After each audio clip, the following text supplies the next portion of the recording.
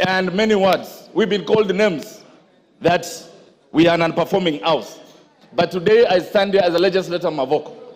Mr. Speaker, why am I charging the Deputy President to be a tribalist? Mr. Speaker, at one time, I listened to the Deputy President on national television saying that he reversed a cabinet decision to reverse the demolitions in Mathare. Why did he do that? He said his people were in Mathare and that he could not sit and see his people's houses demolished. Mr. Speaker, it reminded me when the people of Mavoko houses were being demolished. Personally, I went to him, and Mr. Speaker, I thought he could help me. But the words he used to me are unprintable, and I cannot speak them in this house. Mr. Speaker, today I want to tell him, those people that he was addressing, 30% of the houses that were demolished belong to those people of Murima. They belong to Kenyans. Mr. Speaker, I come from a constituency that is cosmopolitan. Today, as I stand here, Mr. Speaker, we have lost lives. We have had people whose properties had to be auctioned because they had gone for loans for those houses to build. Mr. Speaker, as a legislator, I humbled myself and requested and asked the Deputy President to intervene so that those houses, Mr. Speaker, a parcel of 4,000 acres, 325 acres, I requested him to have the 300 acres where the houses were seated, to have those people even pay to Portland. But the names he called me, Mr. Speaker, I cannot call them here. When I hear someone saying there are things which are not personal, Mr. Speaker, I want to tell them, those people elected me to represent them, and their pains are my pains, Mr. Speaker. Today, as I sit here, Mr. Speaker, the same Deputy President came to Machakos, and he said the Kamba votes are very little, they cannot bring in a president. He went ahead and said the Kamba votes, Kitui, Machakos, and Makueni combined are less than 1 million. I want to remind the Deputy President that the Kamba vote is more than 3 million. I want to remind him that Kamba nation produced Gay who took care of Kenyatta in prison. That same Kamba nation produced Munyao Kisoi, who flew the flag of Kenya during Independence Day. That same flag produced Muindi Mbingu, the former freedom fighter, who is my grandfather, Mr. Speaker. I want to remind him that same Kamba nation.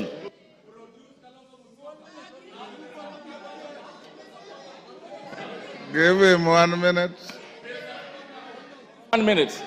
Mr. Speaker, that same Kamba nation that you said their votes were useless, they are the ones who are running every night now, calling for them to come and save you in this budget motion. Mr. Speaker, I want to remind him that every tribe in this country is important and he should live to respect them.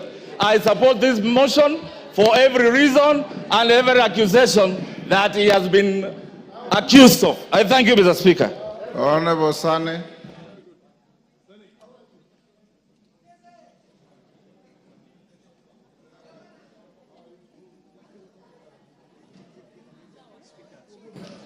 Mr. Speaker, before I want to bring out 3 assertions which are highly distorted, emanating from His Excellency the Deputy President Gachagua.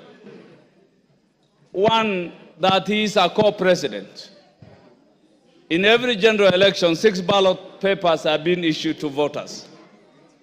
And of the 6, 1 is for the presidency, and all Kenyans have voted His Excellency President William Samoei Ruto. I did not, and no Kenyan, voted Gachagua for any position other than being escorting the deputy president to State House. Nobody, the president to State House. He was not elected. So the claim that he had acquired 7.2 million voters is unfounded, unfactual, and is just mere hallucinations, Mr. Speaker. So he's not a co-president, he is just merely an assistant to the president. A second thing, Mr. Speaker, he always talks of being trained in paramilitary exercises or acquired paramilitary training. He is supposed to be a symbol of harmony a symbol of unity, not to intimidate, not to tell the citizenry that indeed he is military trained. That in itself speaks volumes on who his character is, Mr. Speaker.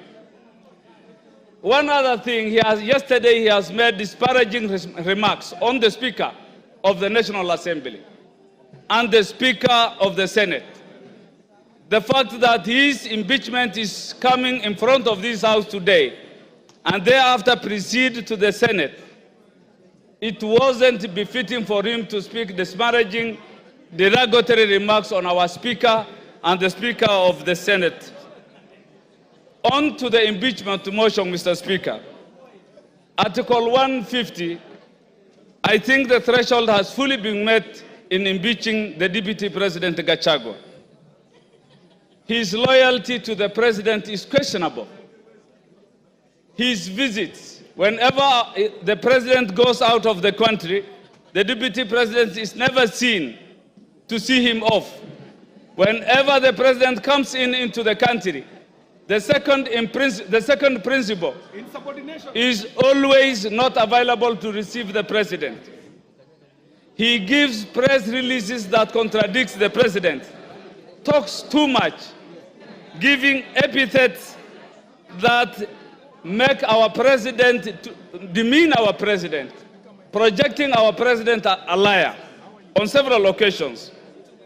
Yesterday, all Kenyans have heard that it is His Excellency the President Ruto who taught me how to respond to civil servants, how to address intelligence officers like Nurdin Haji, like the CID officer Amin. That in itself depicts lack of respect for the presidency.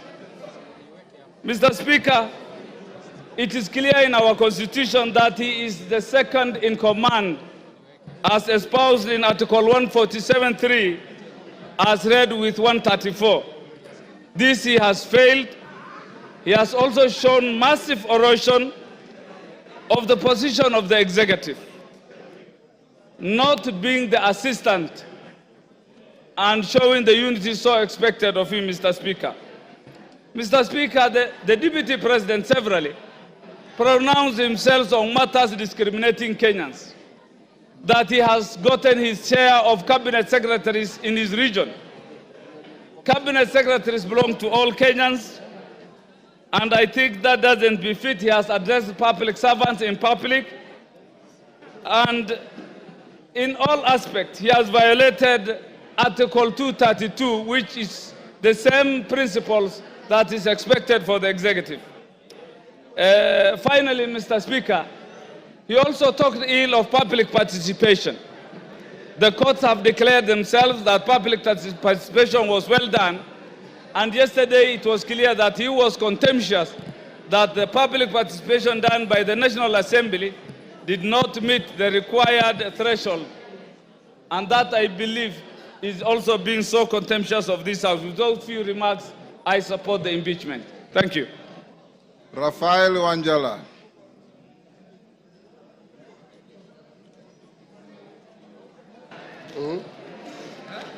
Thank you, Mr. Speaker, for giving me this opportunity to contribute to this important motion in this country.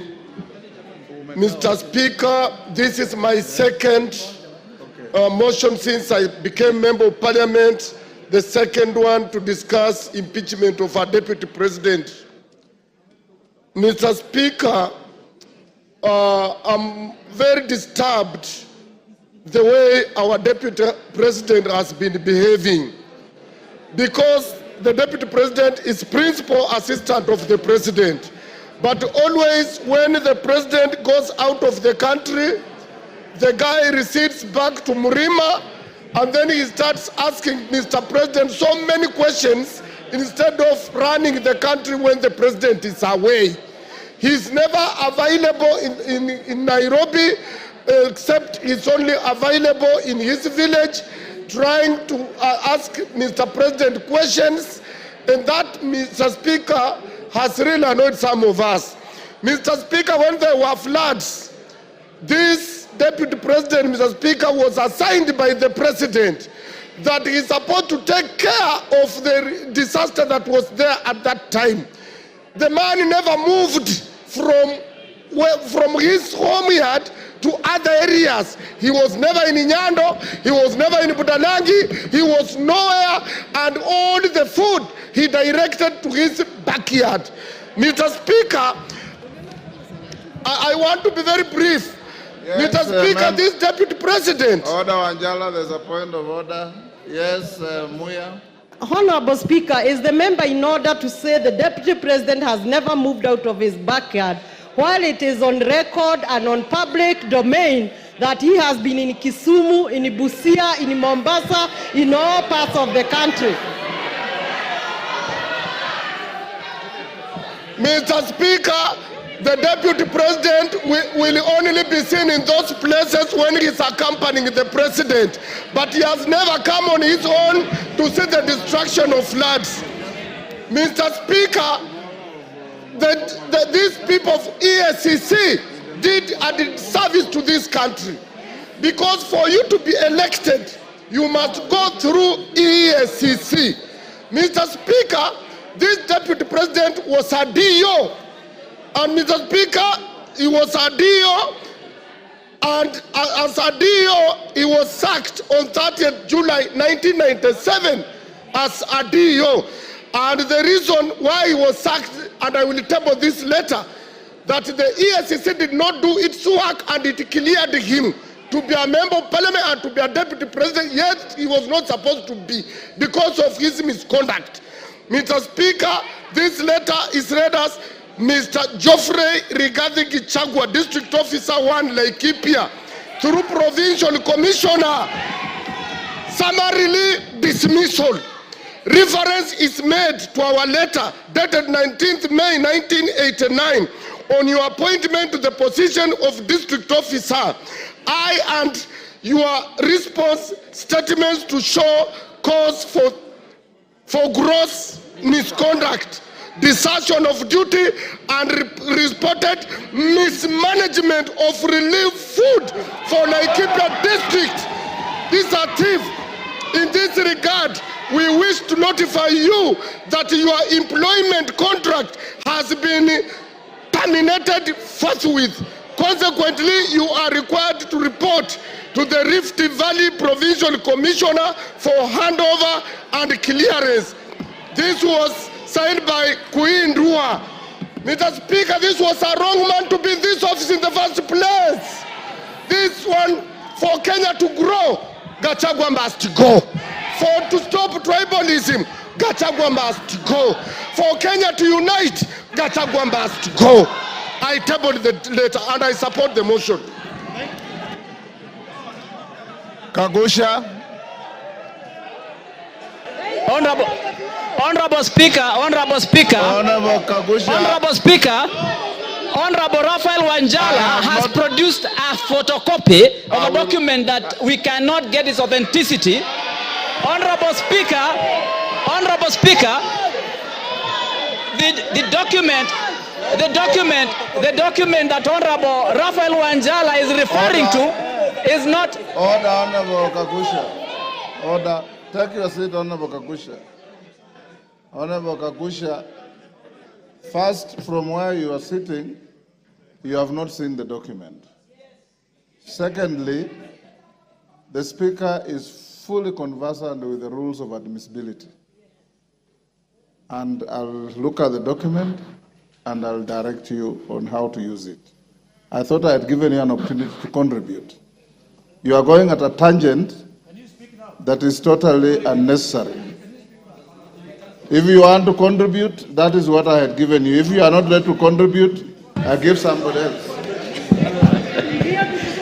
Thank you, Honorable Speaker. I want to stand, and I stand guided. Honorable Speaker, I want to stand to oppose the motion to impeach the Deputy President. Honorable Speaker, the reason why the new constitution brought about the issue of having a deputy president position, which is not an appointive position anymore, but a position that the president and the deputy would be conjoined together at the point of election, so that the two of them can be able to work together. And that is what the country desired. That is what our people of this Republic of Kenya voted for in 2010 in the new constitution. Honorable Speaker, I want to believe that when we have been able to get the two of them, we should be able as a country, as much as practically possible, ensure that whatever misunderstanding and whatever differences that may appear or may exist between the two of them, Yes, Kagombe. we get... Kagusha, hold. Honorable Gigi Kagombe, what's your point of order? Mr. Speaker, is the honorable member in order to disparage the Constitution and mutilate it in the manner he is doing by disputing the provisions of Article 150 of this Parliament to remove a sitting deputy president? It is constitutional, it is written, it was passed by us in 2010, and that work is given and granted by the Constitution to this Parliament. Therefore, the fact that the president and the deputy president were elected together doesn't stop the provisions of Article 150. So therefore, it should withdraw. Honorable Speaker, you know there's a reason why Honorable Kagombe is called Kagombe and not Kigombe. It's because a small cow jumps before he jumps, you know, a small calf. Honorable Speaker, Honorable Speaker, Honorable Speaker, Honorable Speaker, Honorable Speaker, you know. Take your seat. Order. Order, honorable members, order. Order. Honorable Kagusha, take your seat. Order, honorable members, order.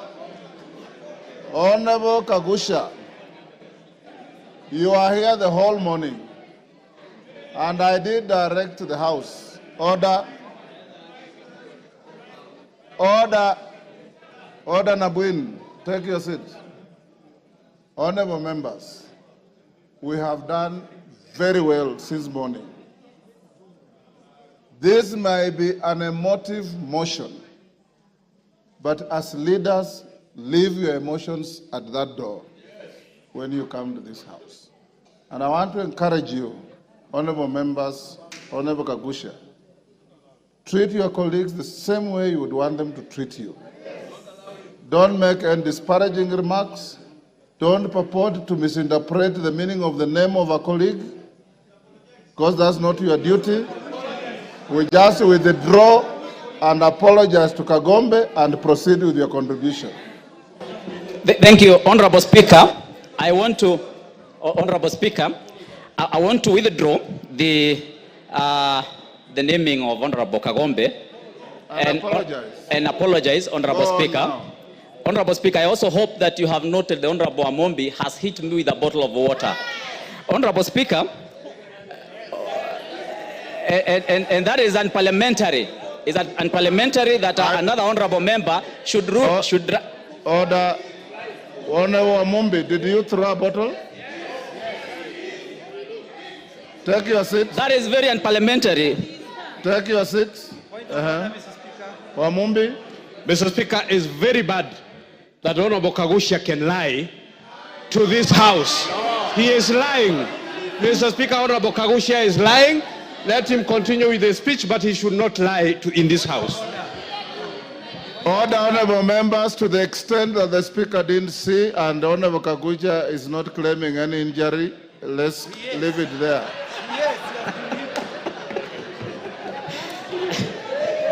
Honorable Speaker, I am of the opinion we have a respectable gentleman by the name Henry Kissinger, and Henry Kissinger did state that the quest for peace and order has two elements that are sometimes treated as contradictory. He said that the pursuit of elements of security and the requirements of acts of reconciliation, if you do not and if you cannot achieve both of them, we will not be able to reach either of them. The road to diplomacy, Honorable Speaker, Henry Kissinger did say that may appear complicated and frustrating but progress to it requires both vision and the courage to undertake that journey. Honorable Speaker, I'm of the opinion that when we have our two senior most gentlemen in this republic having such kind of a disagreement or an issue that is a misunderstanding, we should seek the way of reconciliation. The way I see us doing now, we are just following on the issue of security. We are looking at the issues of removal, yet we are not pursuing a very important goal in this, and that is reconciliation. And for that matter, Honorable Speaker, I am of the opinion that we should seek a way that we can be able to bring the two gentlemen together. Honorable Speaker, you know that in the past we have brought an elder by the name His Excellency Obasanjo. We have brought Senator Kun from US. We have even had a gentleman by the name Museveni, His Excellency Museveni, who have in the past mediated when our two senior most leaders in this country have disagreed. And for that reason, Honorable Speaker, I want to remind you that we have even had Kofi Annan in Kenya. I'm of the opinion that we should have gotten away. Hold Kagusha. Yes, Shimba. I want to inform Honorable Kaguchia that by any dictionary that is known in this world, Honorable Speaker, I did not ask for information from Honorable Omar. Just relax. Honorable Speaker, I do not desire to have any information from Honorable Your information, take your seat. Finish up. Thank you, Honorable Speaker. So Honorable Speaker, I would like to complete my statement. Yeah, finish up. Give him a minute. Finish up. Time is up. Give him a minute. Thank you, Honorable Speaker. I would just like to complete my statement by saying that I wish that as a country we are able to come up with a mechanism in which we can be able to bring our senior leaders when they have a disagreement in such a way that they can be able to reconcile and agree. Because, Honorable Speaker, even when we open the Pandora's box of impeachment, Honorable Speaker, we are going to be opening something that we may not be able to contain. We are now likely to have many impeachments coming to this House because we have started something that, Honorable Speaker, sometimes we are not able to contain in coming days. Thank you, Honorable Speaker. He's off the floor, Jeanette, so you cannot raise. The Speaker, I wanted to clarify that the matter before the House is not a disagreement of anyone. It is a motion that has been tabled by Honorable Mutuse that has 8 counts, 11 grounds. Mr. Speaker, we are discussing a motion that contains 11 grounds. We are not discussing any disagreements of anyone with his wife, with his boss, with his children, with his mother, with his uncle, with his cousin, with his farmer, with his cook. We are not discussing those things, bro. Mama Zamzam. Mheshimiwa Spika, na mimi niweze kuchangia mada ya leo ya kuweza kung'oa mamlakani naibu wa rais. Mheshimiwa Spika, Mheshimiwa Spika, naibu wa rais amekuwa akizunguka Kenya nzima. Na akizungumza, mimi kwanza nilikuwa nauliza Mheshimiwa Spika, naibu wa rais amesahau dawa zake kumeza ama kuna shida Mheshimiwa Spika? Kwa sababu Mheshimiwa Spika, naibu wa rais alikuwa akizunguka kila mahali. Anazungumzia mambo ya ukabila, anazungumza mambo ya shares. Mimi najiuliza, Mombasa County Mheshimiwa Spika, sisi ndio tulikusanya ushuru zaidi tukawa nambari 1 Mheshimiwa Spika. Lakini naibu wa rais akizungumza, anazungumza mambo ya shares, mambo ya mlima, mambo ya nini. Na Mheshimiwa Spika, ukiona naibu wa rais anaweza kumkosoa rais mbele ya wananchi Mheshimiwa Spika. Mheshimiwa Spika, ni Honorable Mchomba.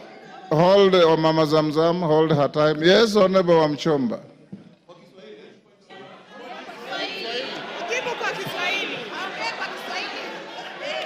Order, honorable members, order, Honorable Mchomba. Bwana Spika, nasimama kuuliza kama Order, hold on. Which standing order has been breached? Side the standing order. Point of information, clarification. Asante sana Mheshimiwa Spika. Mheshimiwa Spika. Clarification, Mr. Speaker. Mr. Speaker. Mr. Speaker, aweze kunijuza. I refuse. I refuse. I refuse to be muted when I have something that I need the honorable member to clarify. The honorable member must clarify. Honorable Amchomba. Honorable Amchomba. Hold your horses. Honorable Amchomba. If you want to, you know the rules. Order. Honorable Amchomba, you know the rules. If you want to inform a member on the floor, the member must accept your information. She has said she doesn't want. Under what standing order? Mr. Speaker, the honorable member has talked about that Mr. Deputy President alisahau kunywa dawa. Tungetaka kujua ni dawa gani ambazo mheshimiwa anaongea juu yake. Na kama hizo dawa, na kama Mama Zamzam, endelea. Mheshimiwa Spika, wajua ndio makosa ya kupatia mabubu kuzungumza. Mheshimiwa Spika, mimi nimesema huenda ikawa, sijasema amesahau, nimesema huenda ikawa, nilifikiria, nilikisia. Lakini Mheshimiwa Spika, kiongozi kama yule ambaye siku zote anajua makabila yote Kenya tunakaa kwa amani, tumeoana, tunaelewana, Mheshimiwa Spika, anataka kuturegesha kwa makabila kama vile tulivyokuwa na mambo ya Kaya Bombo, kama tulivyokuwa na zile baada ya kura za 2007 2008. Mheshimiwa Spika, watu walipoteza maisha yao kwa sababu ya ukabila. Mheshimiwa Spika, mimi nakaa nikishangaa. Deputy President alikuja Mombasa, amesimama juu ya gari anatafuna ndizi na mahindi choma. Mheshimiwa Spika, kwanza alitupa takataka pale, alikuwa juu kama kuna watoto wetu ndio ufagia. Mheshimiwa Spika, Mheshimiwa Spika, pale juu ya gari Deputy President anazungumza akisema kuwa yule gavana atoe pesa za floods, wakati anajua 14 billion kutoka World Bank ambayo ni ya disaster management. Mheshimiwa Spika, zilikuwa kwa ofisi yake na aliziramba. Mheshimiwa Spika, alikuwa anajua 6 billion tulieka hapa katika bajeti. Mheshimiwa Spika, hakuzileta Mombasa. Mheshimiwa Spika, yule ni kiongozi wa kugonganisha watu. Mheshimiwa Spika, na ndio maana najiuliza, kwa miaka miwili kampuni 22. Mheshimiwa Spika, hata mimi moja sina. Miaka miwili kampuni 22 na zote zina 5.7 billion ya mtoto, ya mke, ya nani, kisha bado unaenda kuchukua mali ya ndugu yako, unaacha mayatima, unaacha mjane, unamtesa, kisha utatuambia nini katika taifa la Kenya? Mheshimiwa Spika, mimi leo nasema ngatuliwe, nasema kwa kutesa mjane, Gachagua must go. Kwa kukula pesa za mahindi, Gachagua must go. Kwa kutesa ukabila na Kenya, Gachagua must go. Asante sana Mheshimiwa Spika. Ngogoyo.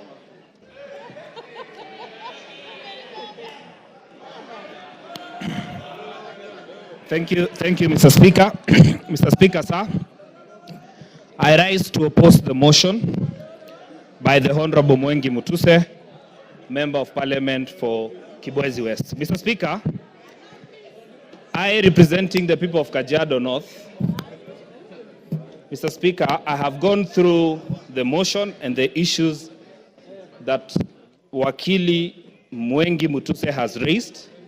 And Mr. Speaker, I pick on a number of issues that I would want to draw the attention of this House to. Number one, Mwengi Mutuse says that all we need to do is to just believe the things he has tabled here are true.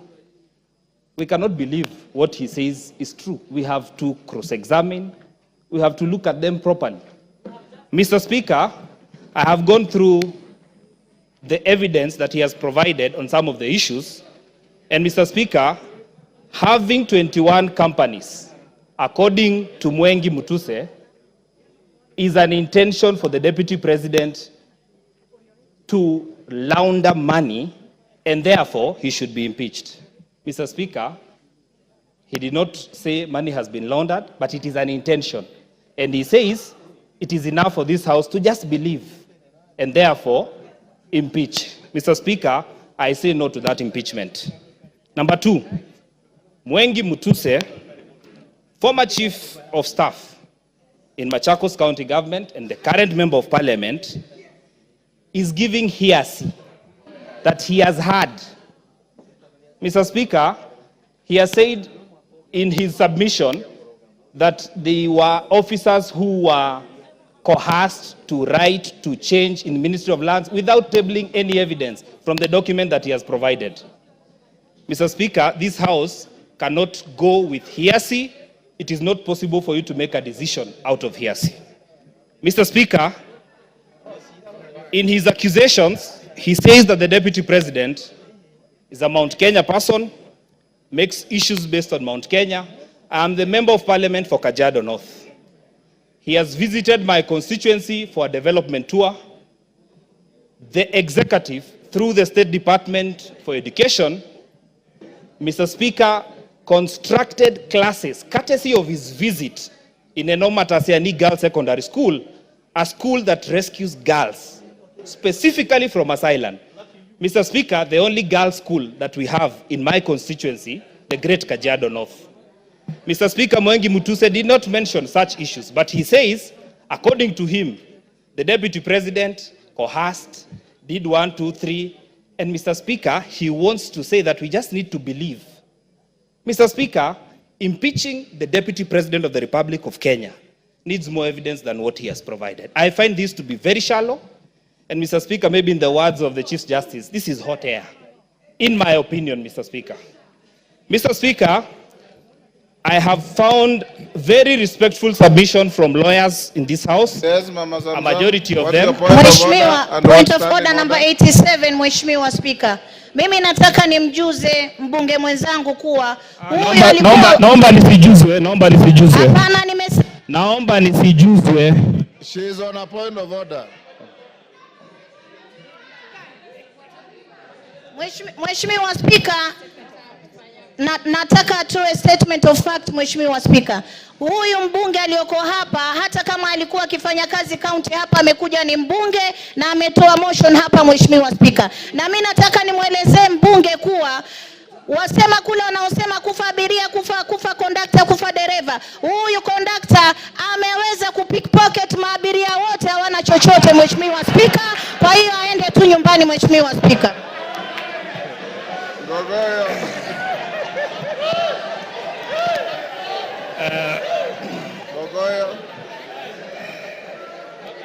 Thank you.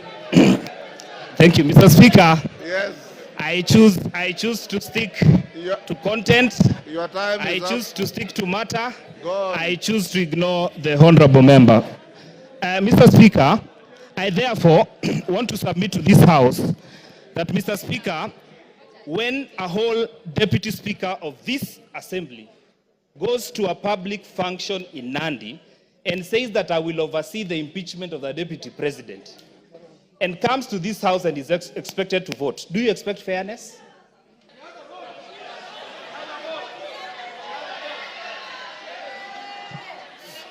Your time is up. Give him 1 minute. The deputy speaker spoke to that. Thank you. She has a vote, unlike the speaker. Yeah, but Mr. Speaker, I just want to say And she that will I not find... preside on these proceedings. Okay, because I respect you, Mr. Speaker, I will not engage on that matter. Therefore, Mr. Speaker, I want to submit that Ngogoyo Onesmus Nguro, Member of Parliament for Kajiado North, says no to the impeachment of the Deputy President of the Republic of Kenya. Member for Taveta. Member for Taveta.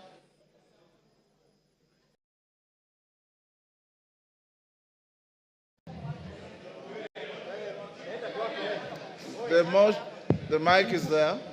Can I have this one? Is This it one is working? short. There you are.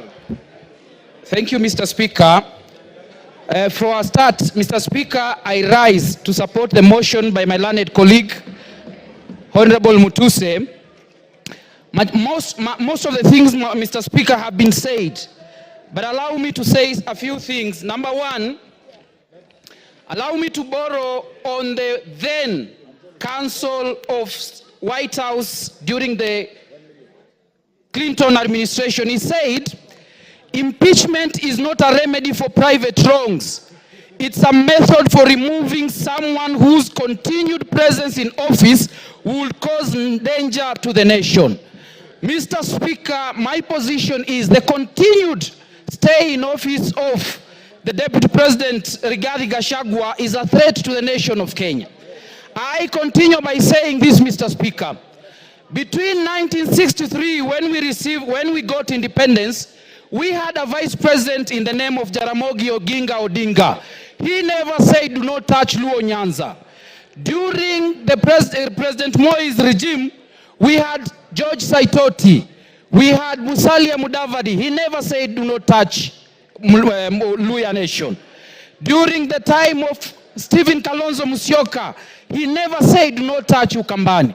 But we have a deputy president, Mr. Speaker, who is obsessed with a certain region in this country. Mr. Speaker, secondly, Mr. Speaker, much has been said by my learned colleagues in this house. But I want to borrow something, Mr. Speaker. Article 145 of the Constitution provides for reasons for impeachment of a deputy president and the president. The case of this during Sonko's impeachment, the Supreme Court laid certain guidelines and said that the question as to whether or not there is a violation of a constitution should be guided by certain principles. Number one, whether there is interference with the constitutional functions of the legislature and the judiciary. My submissions is that the utterances of the deputy president in relation to his cases in court is interference with the constitutional functions of the legislature and the judiciary.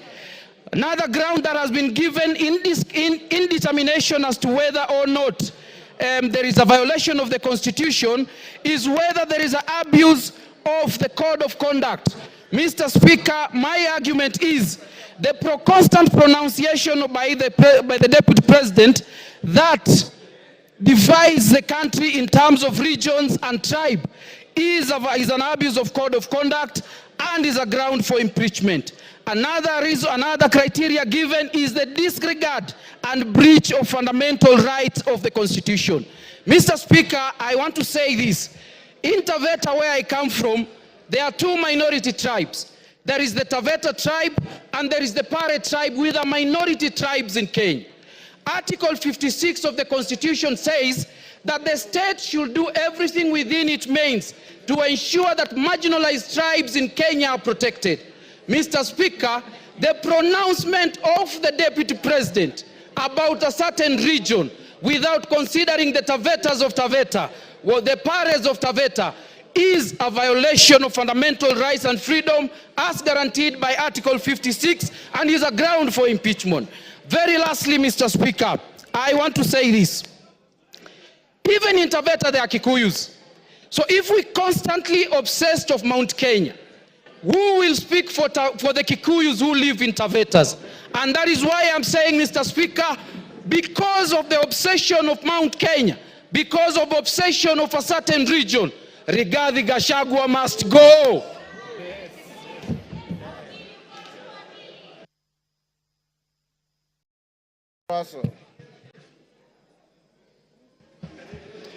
Thank you very much, Honorable Speaker.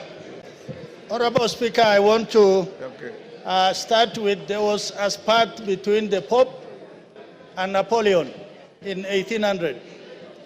And this is what Napoleon asked the Pope.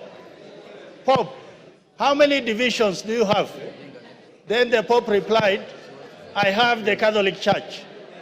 Honorable Speaker, yesterday, during the interview, the Deputy President came up strongly to almost insinuate that this Parliament is a bunch of clowns.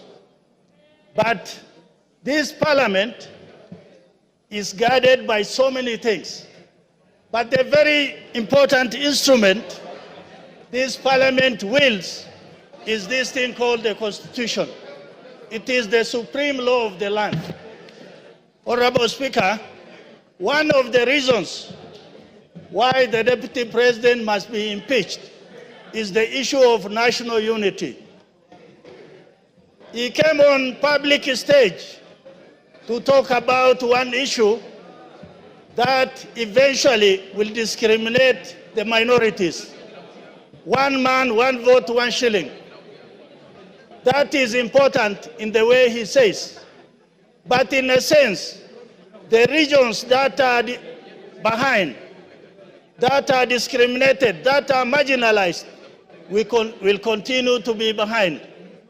Honorable Speaker, Article 56, A1, it talks about minority groups, why they must be in government, why they must be represented. Honorable Speaker, this country must move forward, and it must move as one nation, one people. We are of different nationalities. It is the Deputy President who stood in a public place to say that the problem of this country is the Somalis. The Somalis are part and parcel of this nation. They have done great contribution to this country, and they cannot be excluded for anything.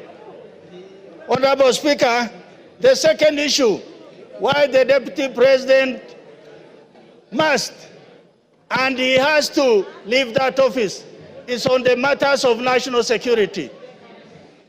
He is privy to National Security Council meetings. He attends. Sometimes he could chair.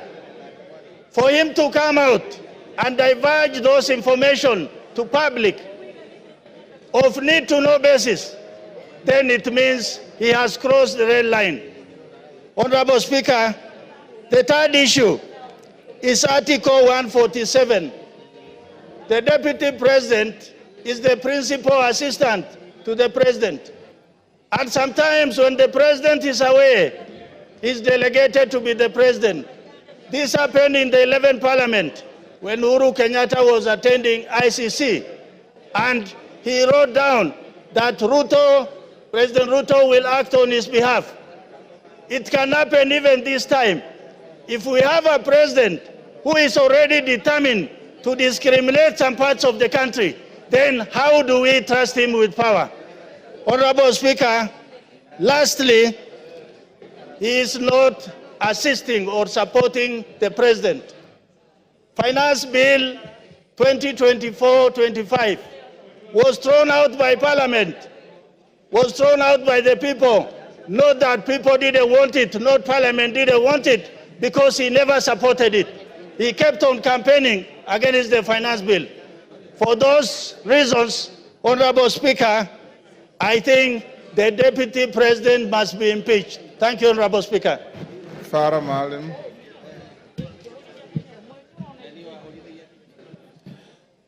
Mr. Speaker,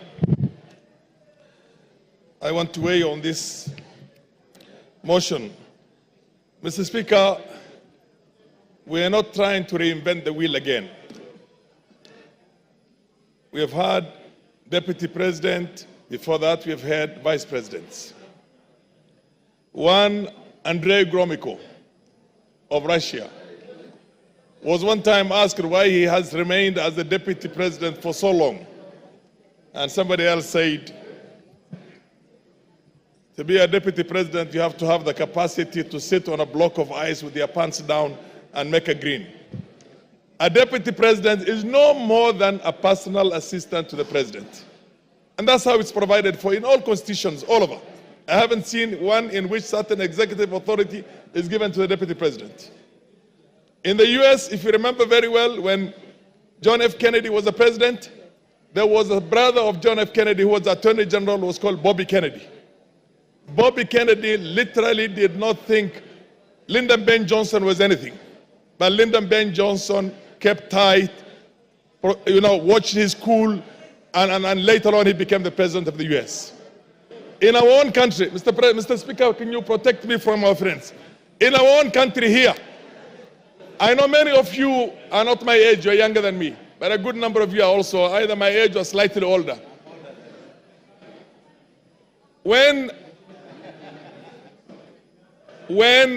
Moi was the Vice President, which is the number 2, he was so humiliated, so much so that an SSP called Mungai slapped him in the State House in Nakuru when he was going to go and see his boss, who was the President. He did not complain publicly. He did not complain privately. He just went about his business.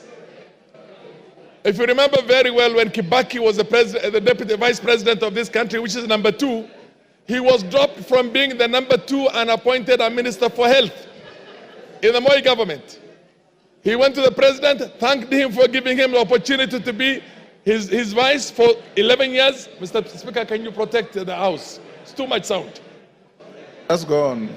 He thanked him for giving him an opportunity to serve as his assistant or as the vice president for 11 years and took up his job as the minister for health with a gusto and did a fantastic job as one of the best health ministers we have had in this country. Mr. Speaker, many people have been deputy presidents or vice presidents or number 2 in the executive here.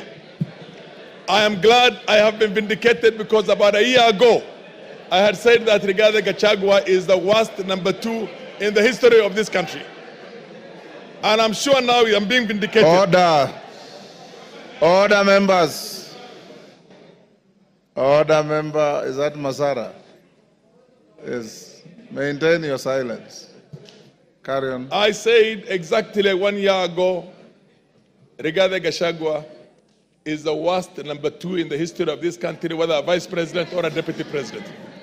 I'm glad I'm vindicated today. I remember when we had almost a collapse of the state and the nation in 2008, and we had the national accord on the floor of this house, and you were also a member of parliament. Raila Odinga was made the prime minister of this country. There was Raila Odinga, and there was also Kalonzo Musyoka, who was the vice president. Technically, in law, Raila was supposed to share 50-50 power with President Kibaki, but he was happy to say that he will support the president. And he supported the president until the term was over. I mean, that is what it's supposed to be. Here is somebody who literally, when this country is on the brink of certain serious problems, goes to Mombasa, and many of us believe that he was part of the so-called whatever, the riots that were there and the goons that attacked parliament. And then he creates a parallel press conference in Mombasa in which he castigates the policies of his own boss. His own boss, including castigating people whose authority is driven by the appointment by the president and passed by this parliament, passed by this house. Mr. Speaker, this man is bad for this country. There is need, this man is a heartbeat away from the president. God forbid, if anything were to happen to our president, he is the president. He is a danger. There will be no Kenya. 1 minute. If Gachagua has anything to do with, as far as I'm concerned, he did not even give me the benefit of saying that let's be careful with the Somalis, we don't like Somalis. He called us warrior. You know what I mean? He didn't give me even the respect or the courtesy. I could not say Mau Mau. I would say Kikuyus if I want to talk about Kikuyus, or look for any derogatory name. I will not look for that. He didn't give us even that respect of saying the Somalis of Kenya. He said warrior. They do not have any role. They are not shareholders in this government. And you know what? I come from a region, Wajir alone, Wajir County alone is bigger than Central Province, Mountain Region, Western Province, and Nyanza put together. In Nyanza, and you have not gone to Garissa, you have not gone to Mandera, you have not gone to Marsabit, where we share with our Cushitic brothers, you have not gone to Shiloh. He's talking about half the country, and he thinks we are from Somalia. Time is up. Your time is up. Yes, Dr. Kogo. Thank you so much, Honorable Speaker. Thank you, my brother, for allowing me to pass on this information. Apart from what you have said, Mheshimiwa, the Deputy President of the Republic of Kenya is on record for insulting women as Malayas. And I want to go on record. He said that the one and only beautiful Honorable Jematia is a Malaya. And somebody can negate that, and I have to say it. I thank you so much, Honorable Speaker. Yes, your time is up. Give him 1 minute. Okay, yeah, 1 minute. Mr. Speaker, Mr. Speaker. Yes. This country belongs to us all. This country belongs to all of us. If you try to marginalize me, and tomorrow I take up arms and decide to fight that, do you think there will be Kenya? Do you think 100,000 Somalis taking arms, there will be Kenya? Or 50,000 Turkanas? Or Sabaots? Or Pokots? This man is playing with this country. We shall not have stability, Mr. Speaker. We must have a country in which we all feel that we are loved and we are equals. Equals. Mr. Speaker, I support this motion of impeaching Gachagua. Let's do it the fastest possible, and we should never have somebody like him in future in any position of leadership. Mr. Speaker, we are all equals in this country. There's nobody who's more equal. We fought for independence. All of us fought for independence, although some will want to try and hide the... Your time is up. Member for Turkana at the back. That is who? Emadhe. Emadhe. Thank you, Honorable Speaker. I want to just give some comments on the same. Honorable Speaker, when the Deputy President was being sworn in at Kasarani, I only knew him as a personal assistant to the former President Uhuru. And after he spoke and he sat down, I was seated close to Honorable Kiborek. I told Honorable Kiborek that this is not going to be a good person. From the analogy that formerly he was a PA to the former president, and the manner in which he spoke to me was in the contrary. I just said that when he was being sworn in, I didn't know him. The only thing I knew about him was he was a PA. Now, the chicken have come home to roast. And Honorable Speaker, I want to say that I support his impeachment the same manner in which over 92% of my constituents in Turkana Central have agreed that we do the impeachment. Honorable Speaker, the impeachment is in two parts. There is the anti-corruption part of it, and there is the ethical or the ethics part of it. I want to speak on the ethics. And Honorable Speaker, here is a man who is full of himself. He is a very proud person, and Honorable Speaker, he doesn't even know what to say. He just speaks in the manner that does not depict him as the Deputy President of this country. Honorable Speaker, the Bible in the book of James brings out the bad part of the tongue. It says the tongue is this part of the body that is a world of evil. It is a fire. Honorable Speaker, the tongue corrupts the whole body. That is what the Bible says in the book of James. Honorable Speaker, in this juncture, I want to say that as a UDA member in the Kenya Council government, I want to say that it says we are not in agreement to work together with the Deputy President. I am not in agreement as a member who was ascribed to the party that I may not be able to work with the Deputy President because we have to agree. And what we are processing today here, Honorable Speaker, is a divorce. We are processing a divorce because under Article 56, this is a man who will not be able to speak for the minorities. He is a man who will not speak for the marginalized. Honorable Speaker. Honorable Speaker, again, we are processing a divorce because this is akin to King Nebuchadnezzar, a man who was like everything in the Chaldean, in the city of Babylon. And Honorable Speaker, Kenya wants to unite. Kenya wants to kill the animal called tribalism. This is not the Deputy President that Kenya will require to kill the devil of tribalism. This is not the man who is ready to unite us. This is not the man who does not even know there are Elmolos in this country. He does not know that we have the Dasanach or the Merile in this country. Maybe at some point, because he has never been to Turkana, he does not even know the Turkanas exist in this country.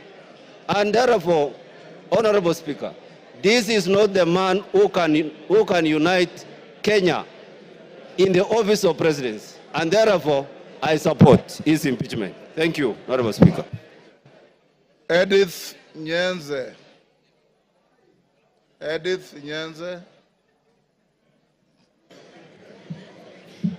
Thank you, Mr. Speaker, for giving me this time to say what the great people of Getui West have sent me to come and say.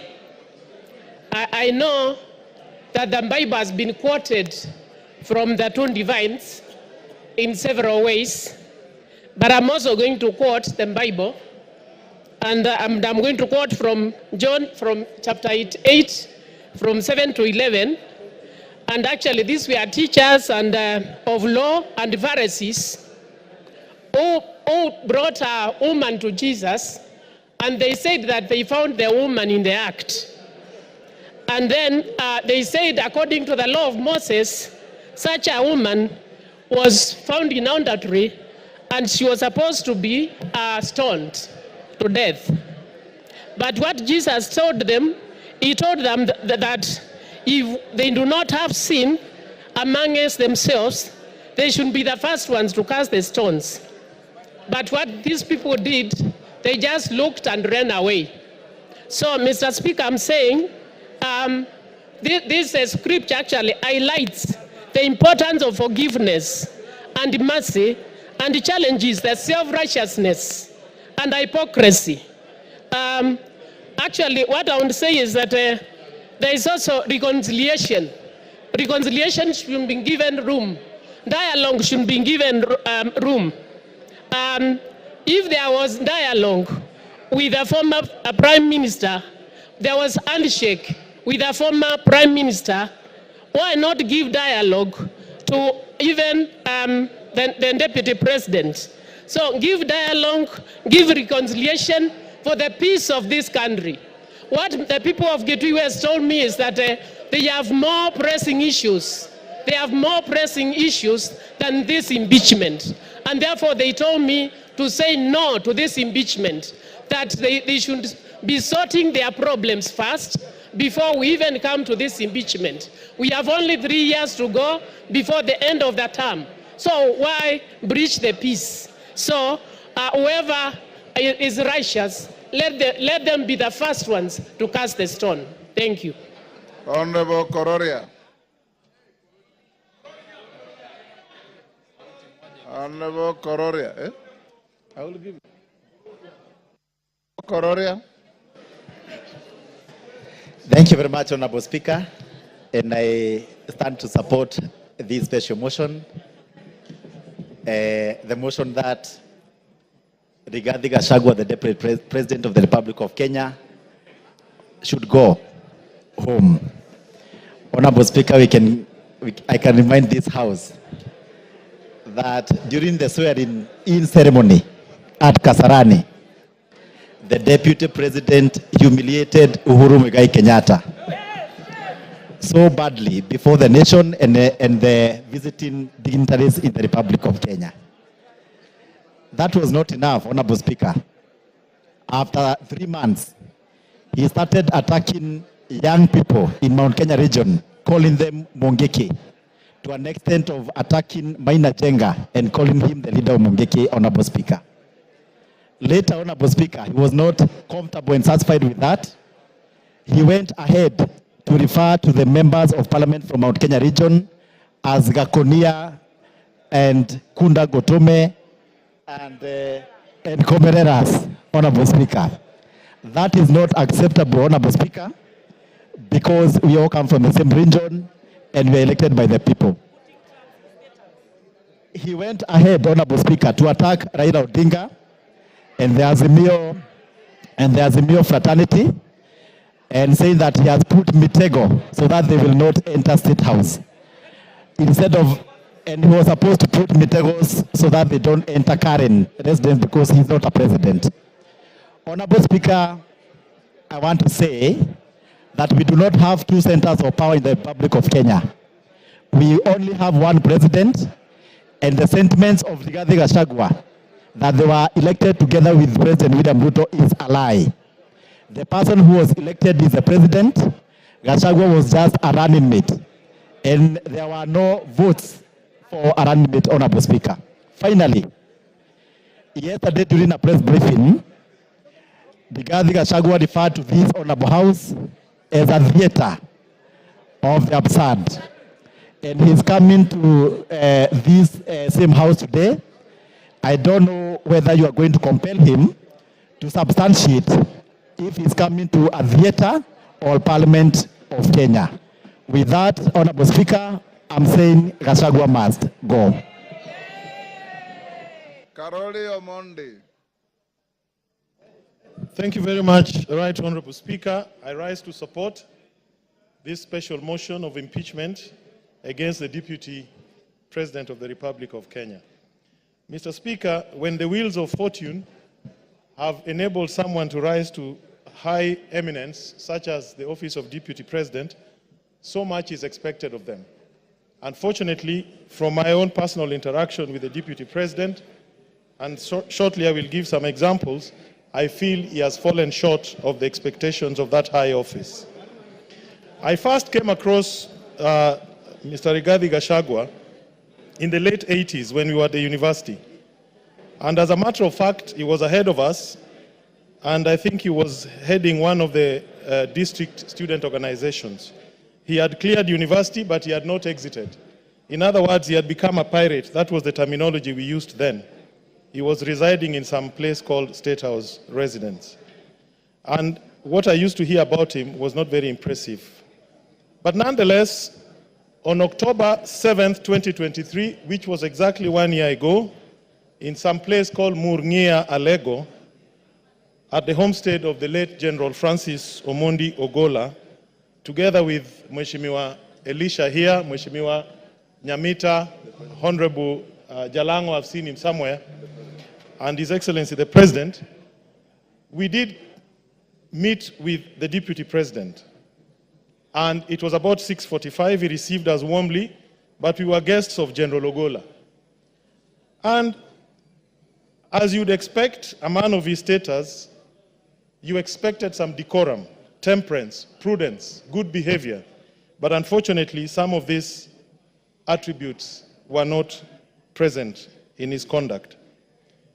The Deputy President on that occasion did stand up and tell the President to our face that he had come down to get him from the Nyanza tour that we were undertaking, and that he had no business staying for too long in Nyanza.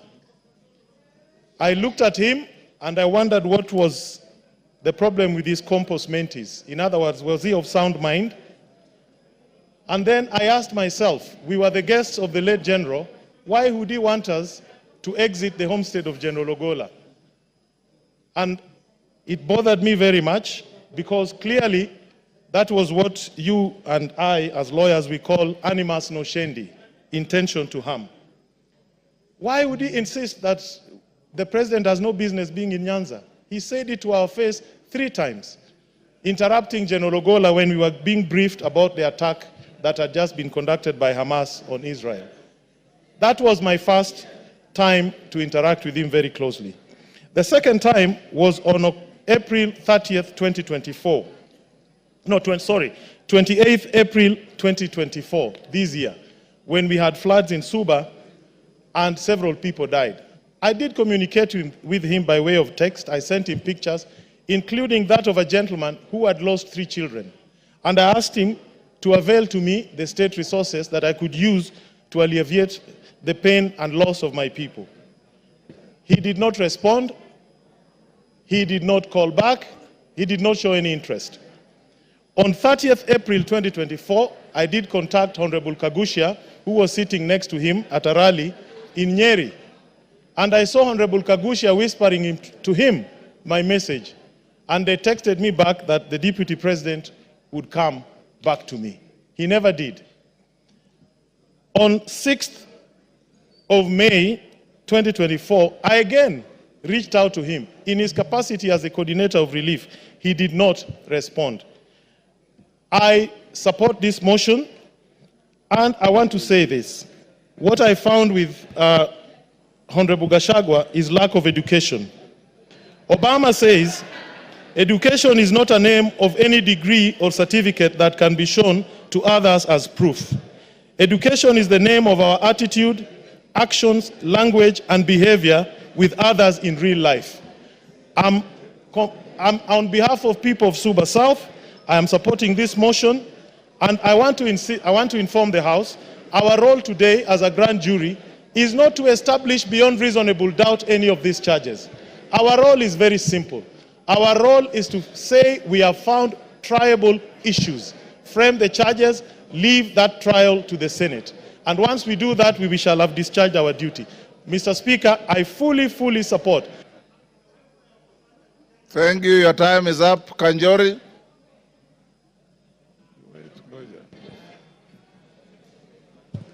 Thank you, Honorable Speaker, for giving me this opportunity. And Honorable Speaker, let me also add my voice to this very important motion. And let me start by saying I support the motion to impeach the Deputy President.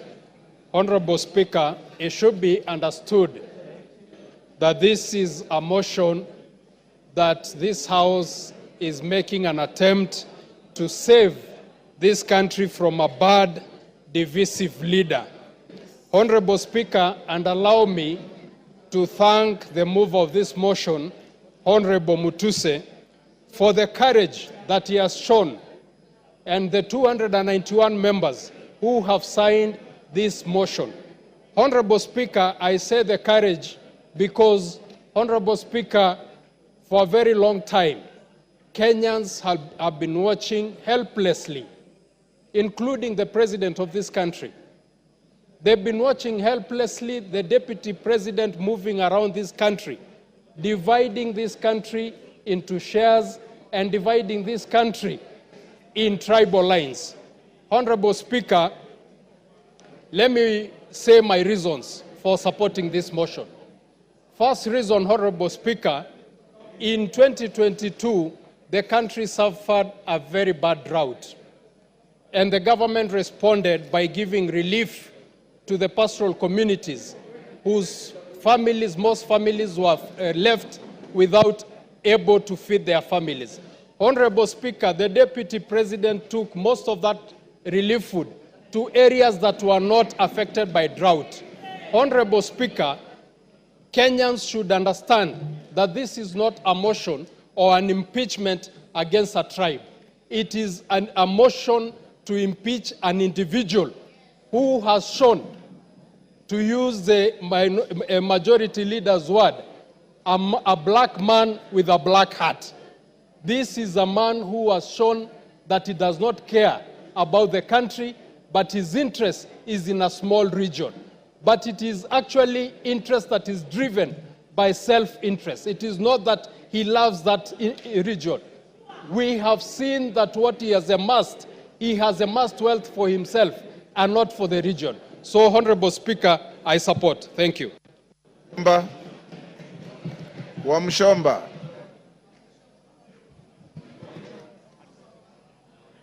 I thought you normally sit this side. Thank you. Yes. The temperatures there are too high. Mr. Speaker, go ahead. I rise to defend the Deputy President Rigathi Gachagua against what I am calling mob justice, a process that has not given him the right of reply, a process that has gone on, presented some fact charts to the villages, and disseminated information to the members of public without giving him the opportunity to defend himself. Hold your horses, Wamchomba. I was consulting with KJ. I didn't hear what you said. Can you repeat?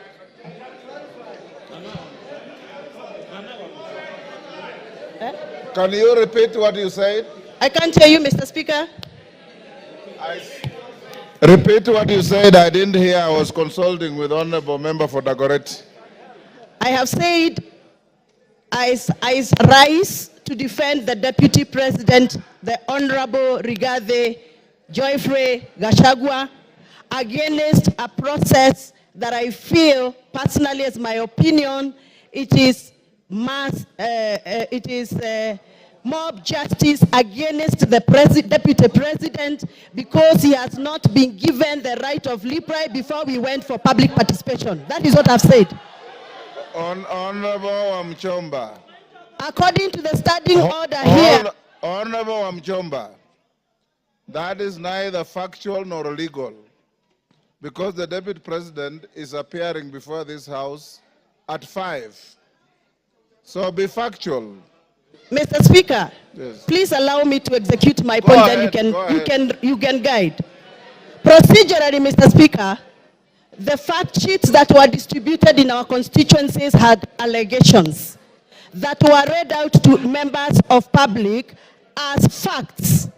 So to me, the fact sheets that were distributed in our constituencies were fact sheets that were communicating facts. But from where I come from, Mr. Speaker, what was typed in those papers was not factual and needed to be interrogated.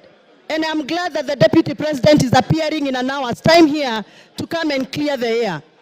Mr. Speaker, before I defend and I give my submission, I request you to allow me to refer to the standing order number 91 on responsibility for statement of facts. A member shall be responsible for accuracy and facts for whatever allegations that comes and disseminates from this House. Mr. Speaker, this morning we were watching video clips on our television in this House.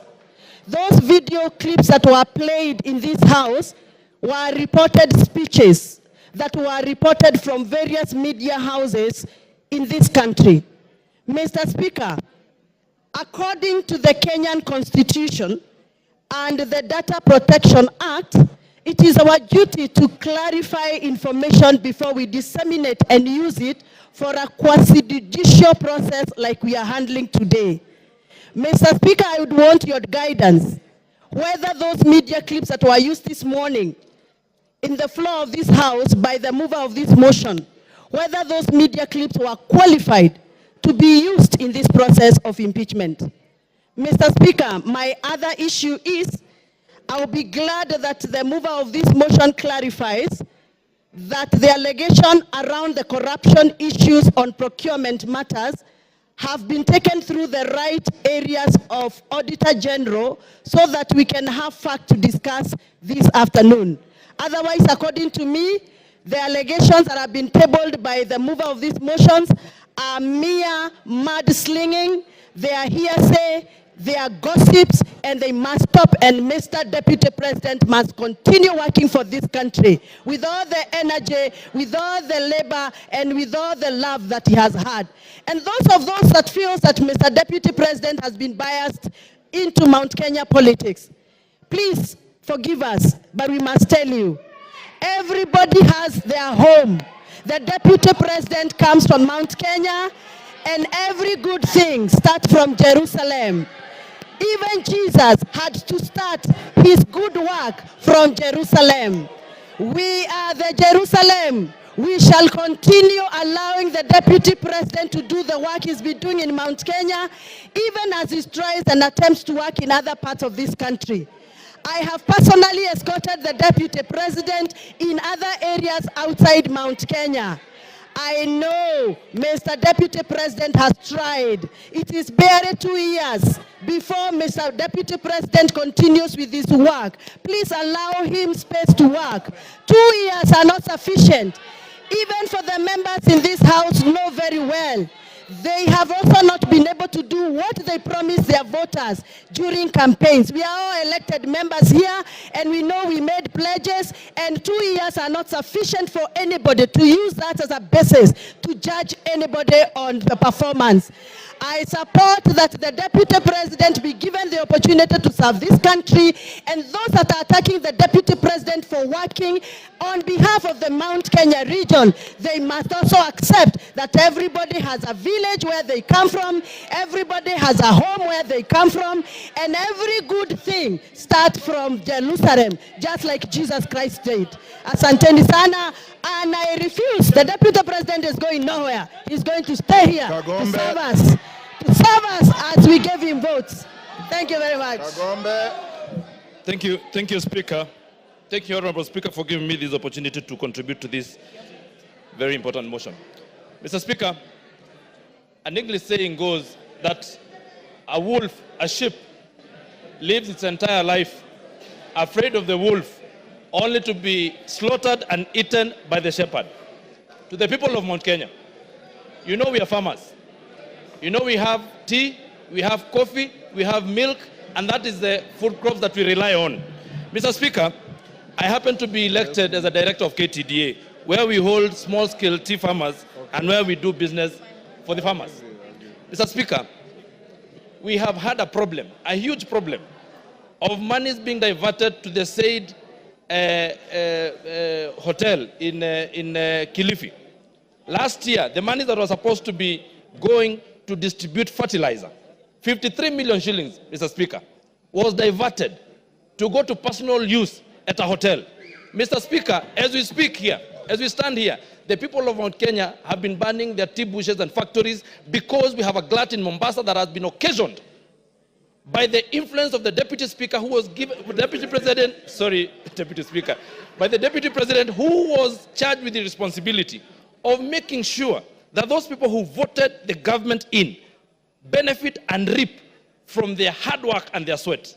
Mr. Speaker, they will not see the hard-earned money that was supposed to go to their pockets because the Deputy President of the Republic of Kenya, after being charged with the responsibility of making sure that we have guaranteed minimum returns for those farmers, he continued to go and give guaranteed minimum returns to himself and to his family, to his children, to his spouse, and to his colleagues that we have seen they share companies with. Mr. Speaker, as we stand here, we have lost our milk industry. We have lost our coffee industry. You have seen that we have cooperatives where farmers are now stuck with their coffee. Because, again, the person who was charged with the responsibility of making sure that the sheep is safe is the one who went, took a knife, and ate the same sheep. Mr. Speaker, I know there might be some tension and people from the mountain feeling like everybody has been talking about the mountain, but even the mountain people are suffering, even us, because there's someone who just hides under the pretext that he's an honest man, he's a truthful man, but he's a truthful liar, Mr. Speaker. Therefore, I want to say this: the seat of the presidency is a symbol of unity in this country. And when the Deputy President stands and accuses the NIS, like he did in Mombasa, we live in a community, and even the people who are in the intelligence sector live in a community. There is a community, a world community of intelligence. When you disparage such an office, such a high office that is supposed to make sure that you protect and give us protection in this country, Mr. Speaker, that to me is gross misconduct and it is impeachable. Mr. Speaker, when you go to State House and you say that you have put traps for some people not to access State House, yet they are members of this republic, yet there are people that we respect like Raila Odinga, Honorable Raila Odinga. Mr. Speaker, we say that we cannot continue like that because we had lived a very good life before this campaign started from 2022 when people said that we are going to vote not anymore along the tribal lines. But we have seen that we have someone who has been given position of power and he has decided to use it for his own personal aggrandizement. Mr. Speaker, the people who are watching the interview yesterday, they sat and asked, How is it that the people who are of age and people who've been doing business have not been able to access 600 million shillings in a bank? How many business people here have accessed 600 million shillings, and what is their collateral? Mr. Speaker, you have had the deputy president lying in front of the television, saying that he has gotten this wealth from his brother, yet we know his brother has his heirs who are his sons and his widow, and those people are crying in Nyeri. The same way, people who are my members of parliament, my constituents like Uhuru Muigai Kenyatta, is crying. His goats were eaten the other day in Ruto, and he's the one who sanctioned the eating of his goats. In fact, he then comes and lies to us that he has apologized to the president, to the former president, who is not in the country. Your time is up. Ken Chonga. Ken Chonga. Asante mstahiki Spika kwa kunipatia nafasi hii nichangie mswada huu ambao uko mbele ya bunge. Mstahiki Spika, mimi sijaokoka na nimesikia wenzangu kila wakichangia hapa wanataja sehemu fulani za Biblia ambazo kwamba zinaambatana na matamshi ambayo wanataka huko yazungumza, lakini kwa kwamba kweli kuna mbinguni na kuna hera, nafikiria Rigathi Gachagua atakuwa kuni za kuchoma ambao watachomwa. Na kisa na sababu mstahiki Spika ni uongo ambao kwamba Deputy President ameujaza katika matamshi yake. Jana jioni nilichukua muda wangu mstahiki Spika kumsikiza hoja ile ambayo kwamba alikuwa anaizungumzia. Ninashukuru kunipa nafasi hii kwa sababu mmoja kati ambaye aliguswa pale ni mimi. Mimi nikiwa mbunge wa Kilifi South ama Kilifi Kusini, ile hoteli ya Gachagua pale mahali imejengwa iko eneo bunge langu mimi.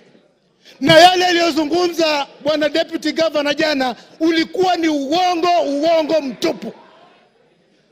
Sorry, deputy president. Kitu cha kwanza mstahiki Speaker, wakati King Charles III alipokuja ndio aende atembelee kule chini Kuruwitu, alikuwa amekuja kwa mwaliko wa Kuruwitu Conservancy CBO.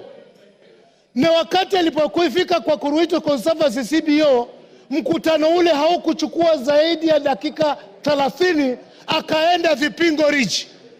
Ile barabara ambayo kwamba aliomba kwamba itengenezwe kwa sababu angetaka kuhifadhi Vipingo Kuruwitu Conservancy, ile barabara haipitiki. Lakini Deputy President akaona amepata nafasi nzuri sana. Ile barabara baada ya kwamba iende kwa Kuruwitu Conservancy, akachukua ile barabara akaijenga, akiipeleka kwake hotelini, imeshia pale kwa hoteli yake. Na ninaongea kwa sababu mimi pia nimejenga hapo. Bwana Deputy President alisema kwamba watu waliomba hiyo barabara ijengwe, kulikuwa na public participation. Ni kweli kabisa tuliomba ya kwamba barabara ile ijengwe, lakini hii kwamba ni uhusiano wake yeye na wenyeji wa Kuruwitu, kwamba ni uhusiano ambao ni mzuri, wanaelewana, na kwamba hata mbunge eneo hilo anajua. Mimi nasema ashindwe katika jina la Yesu. Siyajui hayo. Sikuhusishwa kuhusu barabara ambayo alimepeleka kwa hoteli yake. Tatu, bwana Speaker, Mheshimiwa Speaker, Deputy President alisema ya kwamba barabara ile inafaidi watu wengi sana ambao kwamba wanaishi maeneo yale. Akataja kwamba kuna Vipingo, Shariani Secondary School. Mimi ninajua mahali Shariani Secondary School ipo, wala haifaidiki na ile barabara. Akataja kuhusu Shariani Primary School. Shariani Primary School ukitaka kuaccess unaipata kwa hiyo main highway ya kutoka njia panda ya kutoka Mtwapa kuelekea Kilifi na kuelekea Malindi. Kusema ukweli kabisa, yale aliyokuwa nazungumza kuhusu wekezo ule ni wa uongo. Tatu, ile nyumba ambayo kwamba ilikuwa ni ndugu yake, sisi tulijua toka ilipokuwa zamani. Na ukweli kama utafatwa, itabainika wazi ya kwamba bwana deputy president aidha awe alinunua kutoka kwa ndugu yake ama awe amemwibia ndugu yake. Ni jambo la kuhuzunisha, ni jambo la kuhuzunisha. Akisema ya kwamba mali ile yote ambayo iliachwa, yeye ameachiwa percentage fulani kubwa kushinda wale watoto. Kama kweli si uongo, basi si anasherehekea kifo cha ndugu yake. Ni nani mwenye akili zake timamu ataacha urithi au peane kwa ndugu yake, asahau watoto wake, asahau bibi zake, asahau binamu zake, hali yeye anasema kwamba yeye ni mtu uko na mali? Mimi sijawahi kumuunga mkono kwa lolote, na ninajua nyumba hii iko na hisia tofauti kulingana na masuala ya deputy president. Wakati nilipeleka public participation Kilifi South, 95%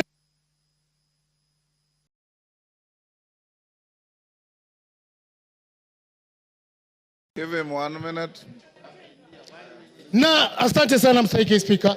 Na asije akasema ya kwamba yeye alichaguliwa na watu sijui milioni 7, na ukweli wa mambo ni kwamba sisi ambao tuko hapa kama wabunge, sisi ndio tuna represent wale watu ambao walitualika pale.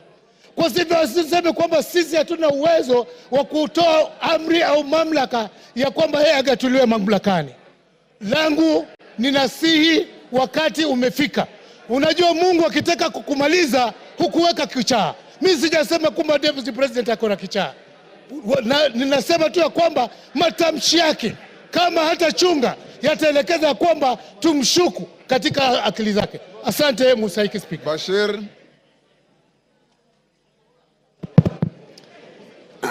Thank you, Honorable Speaker. Honorable Speaker, from the onset, I want to make it clear that I support this special motion by Honorable Mutuse. Honorable Speaker, there are 11 counts as contained in this special motion. What these 11 counts in total summarize and talk about is gross misconduct and issues of integrity. The holder of the office of the Deputy President is not a small man. He is just a heartbeat away from the presidency. Looking at the behaviors, actions, utterances of Deputy President Rigathi Gachagua shows you that he does not befit to hold the office of the Deputy President. Honorable Speaker, time and again, His Excellency Rigathi Gachagua has been talking about Murima, Murima, Murima. But one thing I want people to know is that the same Murima has people who have been elected by the same representative and who are in this house representing the people of Mt.Kenya. Rigathi Gachagua is not the sole representative of Mt.Kenya. They have MPs, they have women reps, they have senators, they have governors. He is supposed to represent each and every part of this country called Kenya. Unfortunately, he doesn't understand that bit. Sometimes in July, in a well-attended press conference in Mombasa, intelligence services, and especially in the person of the Director General. Now look at this case. The Deputy President is a member of NSAC, the National Security Advisory Council. He sits in that council. If there are issues that he has with individuals running those institutions, the best place will have been that council. Now, you've been the Deputy President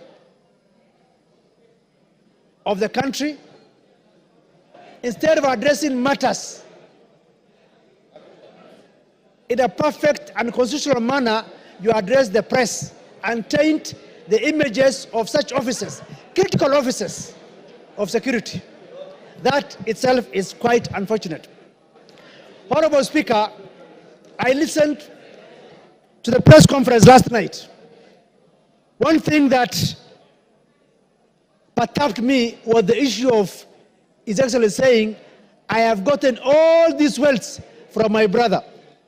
Now I'm asking myself, he doesn't have wealth of his own that he can tell the people? How come he is the one who gets more of the shares than the widows and the orphans?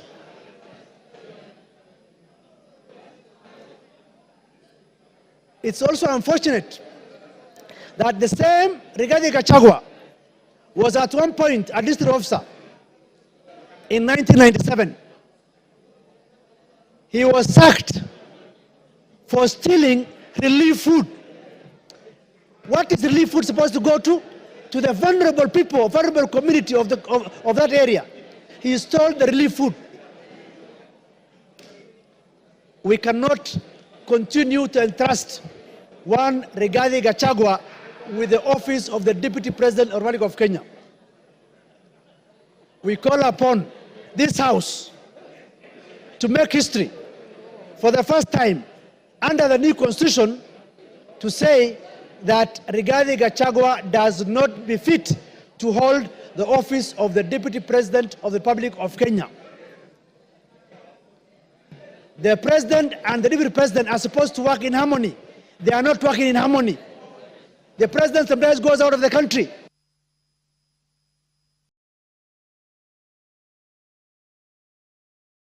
Sorry, Ruth Odinga.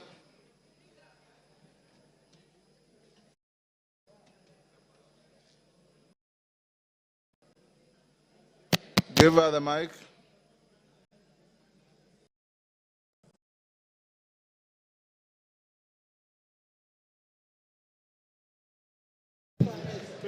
Thank you, Mr. Speaker, for giving me this opportunity. I rise today not just as a member of this esteemed House, but as a daughter, a sister, and a proud descendant of those who fought tirelessly for the freedom we hold dear. I urge us to reflect on the values upon which our great nation was built as we consider the impeachment of the Deputy President. I want to take you back to the times before independence. Jaramogi Oginga Odinga is one of the people who fought for independence. And the colonialists actually offered him to be to become the president of Kenya. He declined and left that for Jomo Kenyatta to become the president. And in 1964, Jaramogi became the first vice president of the Republic of Kenya. Exactly 2 years down the line, like the 2 years we now have with the deputy president, Jaramogi decided that due to the ideologies that he was holding, which differed from the president, he decided to step down and leave the position of vice president, not for his own good, but for the greater good of the Republic of Kenya. He actually stepped down. I would like, in my own statement, to ask the Deputy President that Kenya is larger than you. Kenya is a big country that we need to protect. If I were you, Mr. Deputy President, please take the honorable route that some of your predecessors had taken, like Jaramogi, and step down from this position of presidency. Don't take Kenya through the valley of the abyss the dark abyss you want Kenya to go through. Secondly, I would like to say something. I was not one of the people who was actually wanting this impeachment of the deputy president. I felt that the deputy president's impeachment was not the main problems that we were having in Kenya, and that we had other issues. But having heard how the president spoke last night, I am completely convinced from that statement that the deputy president must go, and he must go as soon as possible. One of the reasons why I say that is that we are not here for our personal grandiose and our personal wealth. Kenya, if the deputy president is mourning because his father is going to turn in his grave because of the wealth that is being accused of. I wonder what the people like Bildad Kagia, Jaramogi Oginga Odinga, and all those who fought for us to get through this, to get to where we are, through multi-party. Oginga Odinga and all went through house arrest, detention, to make sure that we get the multi-party that we are enjoying in this country, the democracy that we are enjoying. How are they feeling in their grave when now the deputy president is talking about making Kenya a company? What company are you talking about, and shareholders? When Kenya is a country that we have a sovereign country in Kenya. Mr. Deputy President, I was a bit on your side, but you have hanged yourself with your own rope. Whoever informed you to go to the TV yesterday did you a very big disservice. And for that, I support the motion. Bore.